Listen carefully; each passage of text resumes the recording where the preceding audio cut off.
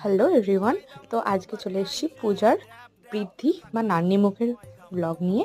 তো পূজার নান্নিমুখ হচ্ছিল এদিকে, সকাল সকাল রেডিও হয়ে গেছিলো খুব সুন্দর করে, লাল পাড় সাদা শাড়ি পরে। আর রাত্রেবেলা ও এখানেই বসবে।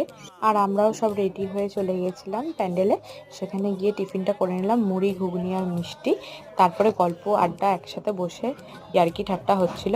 তারপরে এই যে জলসাতে যাচ্ছে ওর বৌদি আর একজন বৌদি মিলে, আর একদিকে জলসাতে যাচ্ছে আর এইদিকে ওর শ্যুট চলছিল বৃদ্ধির। আর তার সাথে সাথে কিছু সিঙ্গেল ক্লিপসও নেওয়া হচ্ছিল।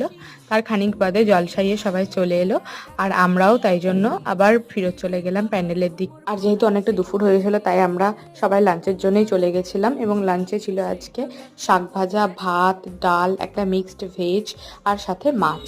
আর এইভাবেই পূজার বিয়ের সকালবেলাটা বেশ আনন্দ মজা করেই পেরিয়ে গেল আমাদের।